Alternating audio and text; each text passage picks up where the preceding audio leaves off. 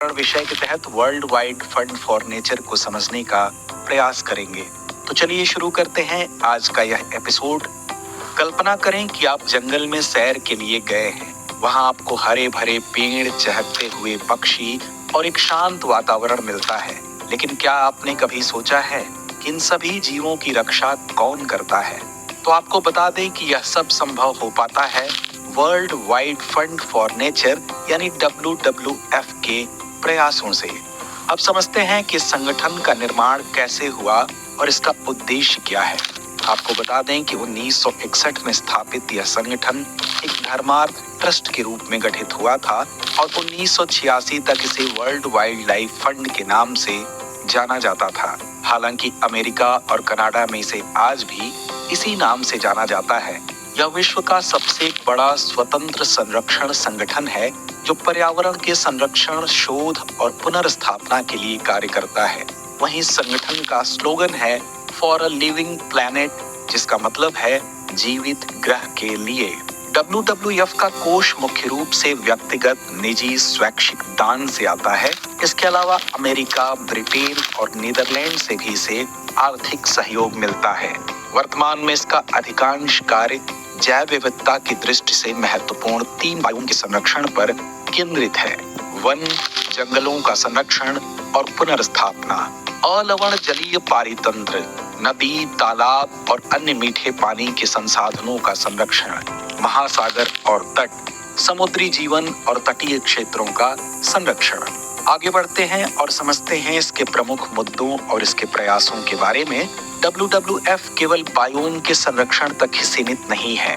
यह विलुप्त प्राय प्रजातियों, जलवायु परिवर्तन और प्रदूषण पर भी विशेष ध्यान देता है। इसका कार्यालय विश्व के अधिकांश देशों में है और भारत में भी WWF इंडिया के रूप में सक्रिय है। एक प्रमुख पहल के रूप में WWF ने पृथ्वी काल यानी अर्थ आवर नामक एक विश्वव्यापी आंदोलन शुरू किया है।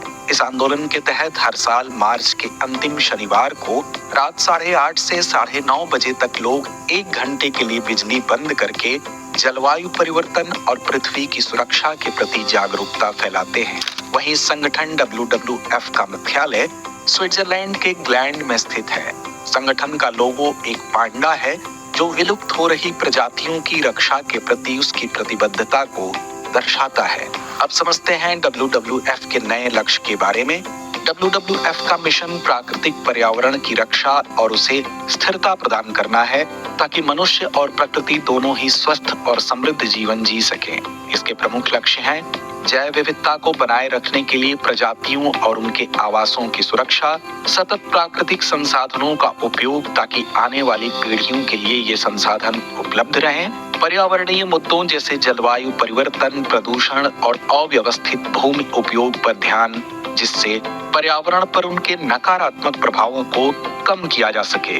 आगे बढ़ते हैं और समझते हैं संगठन के सामने आने वाली चुनौतियों के बारे में। हालांकि WWF ने कई सफलताएं हासिल की हैं, इसके बाद भी इसे अनेक चुनौतियों का सामना करना पड़ता है। 1970 के बाद से प्रजातियों की आबादी में 69% की खतरनाक गिरावट आई है, जो संरक्षण कार्रवाई की तत्काल आवश्यकता को दर्शाता है।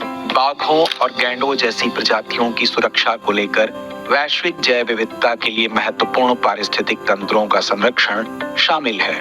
गौरतलब है कि भविष्य में WWF का लक्ष्य अपनी संरक्षण रणनीतियों को और अधिक प्रभावी बनाना और विश्व स्तर पर पर्यावरणीय जागरूकता बढ़ाना है।